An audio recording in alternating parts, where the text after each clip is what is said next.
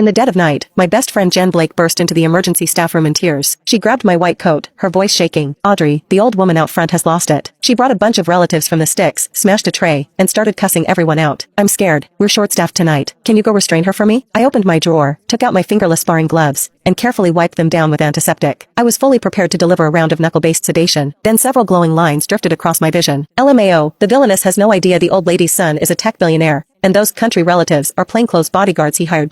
In her last life, she rushed in and punched the old lady out. Bennett Shaw got her medical license revoked and sued her into bankruptcy. Delicious. She never figured out the old lady was just hypoglycemic and cranky, and only knocked over the tray by accident. Our heroine Jen already knows Bennett wants to hire a doctor who can fight. She's removing Audrey, the combat champion, in advance. I read the comments, slid the gloves back into the drawer, and smiled at Jen. Wait here, I'll be right back. Well, hello there. At the healthiest age of my life, I had finally met the person I most wanted to protect. Myself. Audrey, don't go easy on her. That old lady is crazy. Just knock her out and be done with it. Jen hid behind me, clutching the hem of my coat. Her voice was low, but the excitement beneath it was impossible to miss. I ignored her and calmly pushed the gloves deeper into the drawer. You're not wearing them? Jen froze. Panic flashed across her eyes. To deal with an old lady? I don't need those. I casually pulled 2 tubes of high-concentration oral glucose from the medicine cabinet and slipped them into my coat pocket. The floating comments went wild. Ha ha ha, this idiot isn't even wearing gloves now. Is she planning to deliver herself barehanded? Jen's borrowed knife murder plan is smooth. If the old woman gets hurt, Audrey's life is over. Can't wait to see Bennett's bodyguards pin Audrey to the floor. I walked out of the staff room without a word. The ER lobby was a mess. Several broad men in black suits surrounded a stretcher, anxious and helpless. Beside it, a gray-haired old woman clutched her chest, cold sweat pouring down her face. Her hands spasmed uncontrollably. With one wild sweep, she sent a medical tray crashing to the floor. Gauze, forceps, and stainless steel tools scattered everywhere. Get away. All of you, get away from me. Her voice was weak but irritable. One of the men in black shouted toward the intake desk, red-eyed with panic. Where are the doctors? Is everyone in this hospital dead? Jen shoved me from behind. Audrey, go. That guy in black is yelling at us. Put him in an arm lock. She sounded outraged, but her voice trembled like a leaf. I took 2 steps forward with the momentum of her push, my gaze locking on the old woman's pale lips and trembling fingertips. Classic severe hypoglycemia with palpitations. Sir, calm down. I strode forward and pushed past the largest man in black. He frowned and reached out to block me. Who are you? Don't touch Mrs. Shaw. My eyes sharpened. My left hand caught his wrist, pressed precisely against his pulse point, and redirected his force downward. A clean defensive release. The 200-pound man dropped to one knee. Holy crap, that technique was actually hot. Hot? She touched Bennett Shaw's bodyguard. She's dead. The other men in black closed in. The air turned tense. I ignored them. With my right hand, I caught the old woman's jaw and pressed hard into the pressure point between her thumb and forefinger. She cried out, and her clenched teeth loosened. I immediately bit open the glucose tubes and poured them neatly into her mouth. Swallow, I said, calm and firm. What the hell are you doing? The bodyguard I had pinned broke free and swung at me. A gust of wind brushed past my ear. Just as his fist was about to hit my face, the old woman suddenly sucked in a breath. Some clarity returned to her cloudy eyes. Stop. Aaron, don't. The man froze mid-punch and stared at her in shock. Ma'am, are you feeling better? The old woman panted heavily. Color finally returned to her face. She waved weakly and looked at me with gratitude. Sugar water. Thank you, young doctor. I released her and straightened my coat. Hypoglycemia can cause agitation and confusion. Next time, keep candy or glucose tablets with her. Aaron wiped sweat from his forehead, embarrassed, and thanked me repeatedly. The crisis passed. The tension in the lobby loosened at once. I turned to Jen, who was hiding several yards away. Her face was livid. She bit her lip hard, her eyes full of disbelief and resentment. The comments exploded too. What's going on? The villainess didn't hit anyone? She knows medicine? Duh, she's an ER doctor. But the plot wasn't supposed to go like this. Jen's plan failed. She must be losing her mind right now. I looked at Jen and smiled. Jen, the danger's over. Are you still hiding over there? Jen stiffened. Her expression shifted rapidly. Then she suddenly rushed forward, only to slip in the most theatrical way possible. She crashed straight into the imported defibrillator that had just been wheeled out beside the stretcher. Bang, crack. The 6-figure defibrillator toppled to the floor, its screen shattering like a spiderweb. Jen let out a piercing scream. She clutched her ankle, collapsed on the ground, pointed at me, and sobbed. Audrey Vale, how could you randomly feed something to a patient? I only wanted to remind you to wait for the attending physician. Why did you push me? Everyone froze. Rapid footsteps came from the end of the hall. The ER head nurse, Wendy Collins, hurried over with several security guards. The moment Jen saw her, tears poured down her face. She scrambled forward and hugged Wendy's leg. Head nurse Collins, please do something about Audrey. She was violent with the patient's family, and because the equipment was in her way, she smashed the new defibrillator our department just got. The ER lobby fell deathly silent. Only Jen's heartbroken sobs echoed down the corridor. Wendy looked down at Jen, then at the defibrillator lying there like scrap metal. Her face darkened instantly. Audrey Vale, what exactly happened here? She pointed at my nose, her voice sharp enough to cut glass. I stood where I was, calmly watching this clumsy performance. Head nurse, you can ask the family what I was doing. I turned toward Aaron. Before he could speak, Jen cried out and cut me off. She almost attacked this gentleman. That's why I rushed over to stop her. She clutched Wendy's pant leg, sobbing so hard she could barely breathe. Head nurse, Audrey has been under a lot of pressure because of the Excellence Award. Her emotions have been unstable. I tried to talk her down, but she took it out on the equipment. That machine was the department's biggest purchase this year. The moment Wendy heard Excellence Award, disgust flickered across her face. Everyone knew the only outstanding young physician slot in the ER this year would go to either me or Jen, and every metric, every exam score, every case record I had, left hers in the dust. The comments rolled across the air, gloating. Amazing. Jen's ability to flip black into white is wasted outside acting. Now Audrey can't explain herself. Who would believe a violent, unstable doctor? Wendy is Jen's distant aunt. The villainess is done for. Looking at Wendy's obviously biased face, my thoughts drifted back 3 years. It was my first day in the ER. I didn't know the workflow yet and got yelled at by a difficult patient for half an hour. Jen had walked over with a warm milk tea and shielded me from the mocking stares around us. Don't mind them. From now on, we're sisters. I've got you. She had smiled so sincerely back then, her eyes bright. If only life had stayed as kind as that first meeting. Too bad that kindness had been rotted hollow by jealousy and greed. This nurse is lying. Aaron finally reacted and stepped in front of me. He pointed at Jen and roared, Dr. Vale saved Mrs. Shaw. That woman tripped and knocked the machine over herself. How are you blaming the doctor? Jen shrank back, making herself look even more pitiful. Sir, I know you're afraid Audrey will retaliate. She won a state fighting championship. Even you men are scared of her. How could I dare make things up? With a few sentences, she twisted Aaron's defense into proof he had been intimidated. Wendy snorted and cut him off impatiently. That's enough. Sir, this is an internal hospital matter. It doesn't concern you. She turned to me, voice cold and authoritative. Audrey Vale, you will take full responsibility for the $600,000 device. Also, given your vile behavior tonight, I'll report this to medical affairs. You are suspended pending review. And as for tomorrow's Excellence Award presentation, don't bother attending. A clean combo. She stripped me of my work, my honor, and dropped a massive debt on my head. I didn't argue. I only looked at Wendy, then at Jen behind her. At moments like this, explanations were useless. You can't wake someone pretending to sleep, and a referee who already picked a side does not need evidence. I took off my white coat and draped it over the nurse's station chair. Fine. I accept the punishment. My voice was flat. The instant I said it, Jen's eyes lit with wild joy. The comments boiled over. What a loser. She's swallowing this too? Audrey really is a doormat. Bullied this hard and not even a fart. Beautiful. Jen gets the award slot, removes her obstacle, and dumps the blame.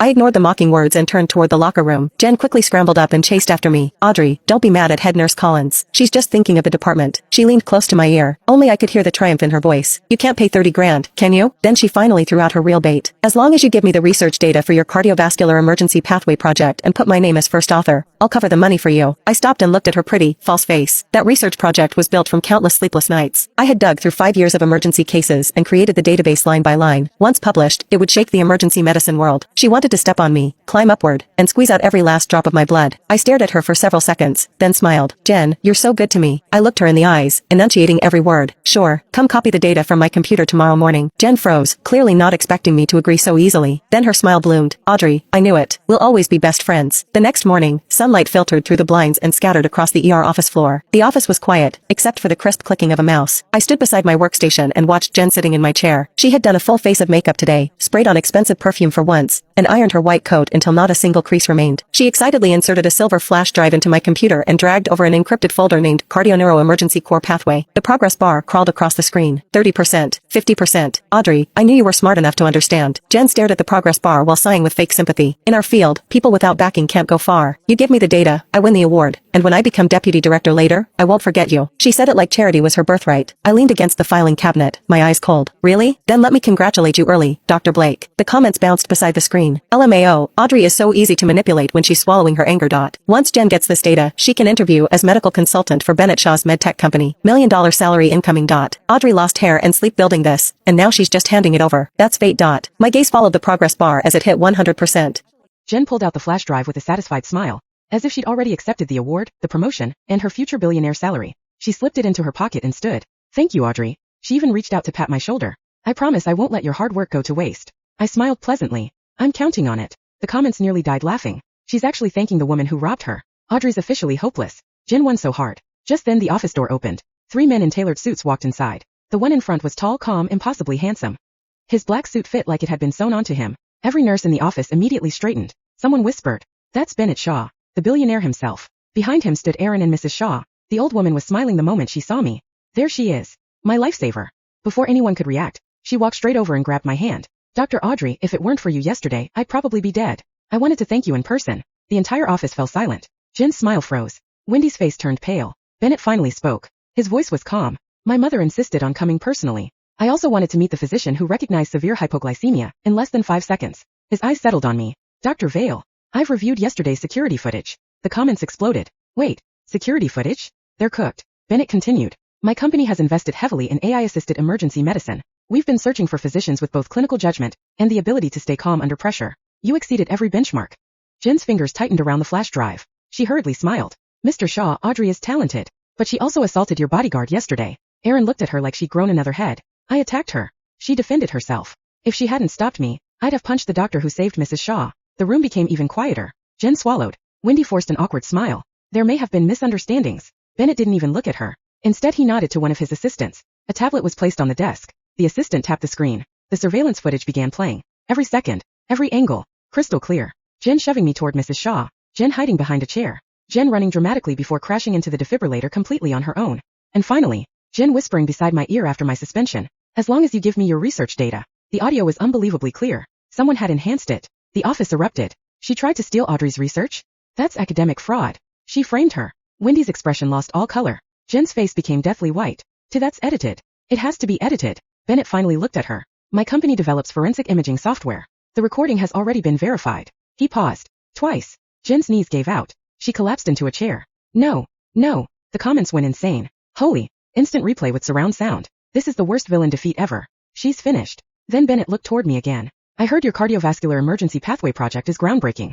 Jen instinctively covered the pocket containing the flash drive. I smiled. It is. Bennett nodded. I'd love to see it. Jen suddenly forced herself to laugh. Actually, I just copied it. I can show you now. She proudly removed the silver flash drive. Several doctors leaned closer. Jen plugged it into the conference computer. She opened the folder. Inside was exactly one file. Congratulations.txt. Jen frowned. What? She opened it. Large black letters filled the screen. Dear Jen, if you're reading this, you've successfully stolen absolutely nothing. The real database was backed up weeks ago. Yesterday, after the comments kindly warned me about your plan, I replaced everything with decoy files. By the way, this flash drive automatically recorded the exact time you copied confidential hospital research without authorization. Thanks for creating evidence for the investigation. Silence. Then, Aaron laughed first. Mrs. Shaw laughed so hard she had to hold on to Bennett. Even the interns couldn't hold it in anymore. Jen stared blankly at the screen. No.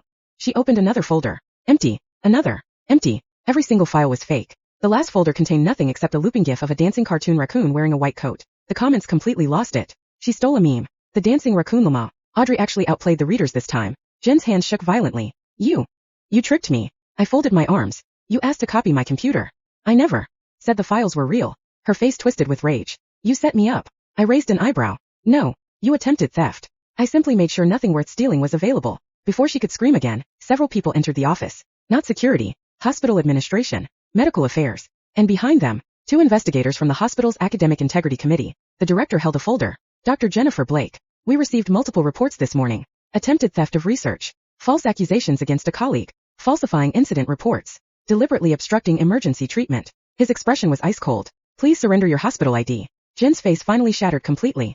Jen stared at the director as though she hadn't understood a single word. Then she laughed. A brittle, desperate laugh. There has to be some mistake. She pointed at me with a trembling finger. She's framing me. The files were hers. She gave them to me. The director didn't even blink. Dr. Vale informed Medical Affairs at 7:15 this morning that she believed someone would attempt to steal confidential research data. He lifted another document. She requested that the original files be secured on the hospital research server before business hours. My lips curled slightly. I also asked the IT department to monitor any unauthorized copying. Jen's eyes widened. No. The IT manager stepped forward carrying a laptop. The moment Dr. Blake plugged in her flash drive, our system logged the transfer. He clicked a few keys. Nothing confidential was copied. However, the attempt itself was recorded under her employee credentials. Another click. Anne. He looked almost impressed. She disabled the reminder warning that said confidential research. Unauthorized copying prohibited. The room went dead quiet. Jen had actually clicked accept. Without reading, the comments burst into hysterics. She accepted the terms and conditions of her own downfall. You literally can't make this up. One click to unemployment. Wendy suddenly stepped forward. Director. I wasn't aware of any of this. I simply believed what my nurse reported. The director slowly turned toward her. Were you also unaware that you announced disciplinary action before conducting an investigation? Were you unaware that witnesses were prevented from speaking? Were you unaware that surveillance footage existed? Each question made Wendy's face lose another shade of color. You suspended one of our highest performing physicians based solely on hearsay. His voice hardened. And you attempted to hold her personally liable for damaged equipment without determining who caused the damage. Mrs. Shaw spoke up. I watched the footage myself. That little liar threw herself into the machine. I've raised grandchildren with better acting. A few nurses coughed to hide their laughter. Wendy lowered her head. She knew. She was finished. The hospital director looked toward me. Dr. Vale. I owe you an apology. So does this hospital. He bowed slightly. Everyone in the office froze. The hospital director was apologizing publicly to a junior ER physician. The comments erupted. The director bowed. Jen wanted Audrey's award.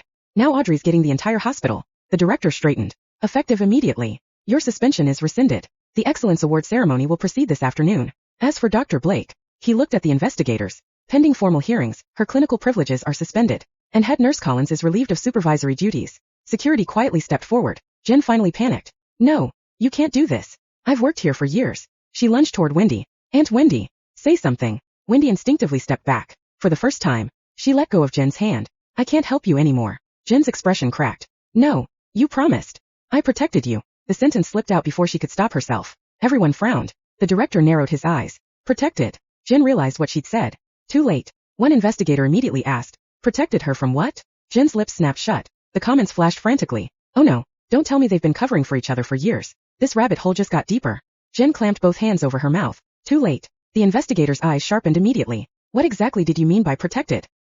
Jen's voice shook. I misspoke. The investigator looked toward Wendy. Head nurse Collins. I suggest you answer. Wendy's forehead glistened with sweat. There's nothing to explain. The investigator nodded. Very well. He pulled another folder from his briefcase. Fortunately, we don't require a confession. He opened it. For the past 2 hours we've been reviewing the last 3 years of emergency department incident reports. Wendy's face turned ghostly white. The comments lit up.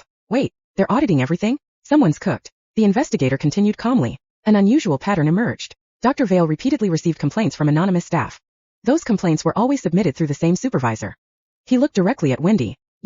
Another page. Every complaint resulted in Dr. Vale losing bonuses, promotions, conference opportunities, or favorable scheduling. Another page. Every vacancy created by those decisions was filled by Dr. Jennifer Blake. Silence. One nurse whispered. That's impossible. The investigator answered without looking up. It happened 11 times. He placed 11 personnel files across the conference table. The dates lined up perfectly. Conference delegate. Jen. Research funding. Jen. Advanced trauma training. Jen. Leadership workshop. Jen. Overseas exchange. Jen. Even overtime opportunities that increased annual evaluations. Jen. One by one. Every single time. The room grew colder with each file. The comments scrolled furiously.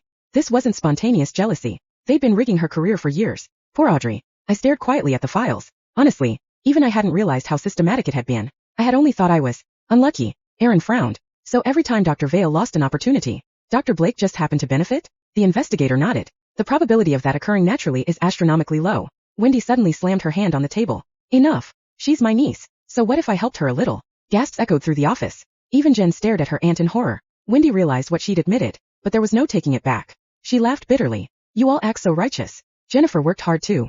Audrey was simply better. Every award, every ranking, every exam.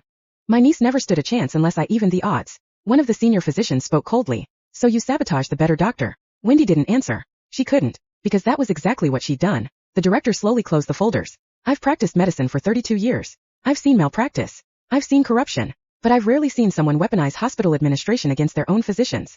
He looked at Wendy. You are terminated. Effective immediately. Her employee badge was taken on the spot. She didn't resist. She simply stood there, looking 20 years older than she had that morning. Then the director faced Jen. As for Dr. Blake, attempted academic theft, knowingly filing false reports, interfering with emergency treatment, defamation of a colleague. We will report our findings to the medical licensing board. Jen's knees buckled. No, my license.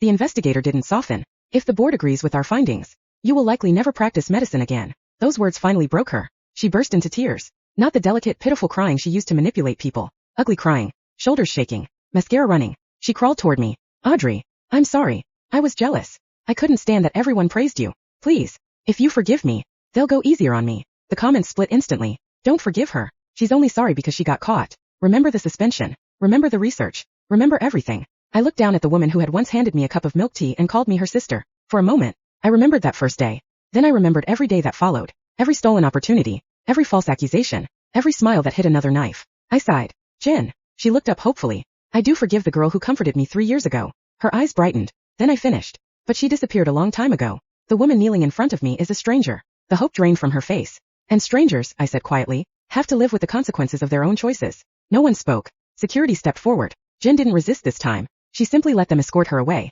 As she disappeared down the hallway, the floating comments slowly drifted across my vision. Bad ending for the fake heroine. Good ending for the real protagonist. Wait, why haven't the comments disappeared? The last line lingered longer than all the others. Because Bennett Shaw's storyline is only just beginning. The Excellence Award ceremony became my coronation. In front of the entire hospital, the director replayed the surveillance footage, publicly cleared my name and apologized. My suspension was erased. The $600,000 defibrillator bill was transferred to Jen's insurance investigation. My research grant was doubled. I received the Excellence Award to a standing ovation. Jin never made it into the auditorium. 3 months later, the Medical Licensing Board finished its investigation. Jin's medical license was revoked. Permanent. She was also found guilty of academic misconduct, falsifying reports, and obstructing emergency treatment. No hospital in the country would hire her again. Wendy lost her nursing license and retired in disgrace. The two disappeared from the medical world overnight. The comments celebrated. Villains deleted. Speedrun any %. As for me, Bennett Shaw bought the rights to my emergency treatment pathway. The licensing fee alone changed my life. Then he made another offer. Lead my medical AI research division. I accepted. Within 2 years, our software reduced emergency diagnosis times across hundreds of hospitals. The project won national awards. People began calling it the Veil Protocol. One evening after another successful conference, Bennett walked beside me. You know, he said, my mother still keeps glucose tablets in every purse she owns. I laughed. I hope she never needs them. She won't. He smiled. Because she listens to her doctor now. There was a comfortable silence. Then he cleared his throat. My mother has another request. Oh, she'd like the doctor who saved her life to become her daughter-in-law. I nearly choked on my coffee. Even the floating comments exploded. Mrs. Shaw strikes again. The romance route finally updated. I looked at Bennett. So, is that your mother's request? He smiled. It started that way. And yours? He took my hand. Mine is much simpler. Audrey Vale, would you have dinner with me? I smiled. I suppose I can fit you into my schedule. The glowing comments faded one by one. Final achievement unlocked. Justice served. Career secured. Healthy mother protected. Love found. The last line lingered for only a second before disappearing forever. Story complete.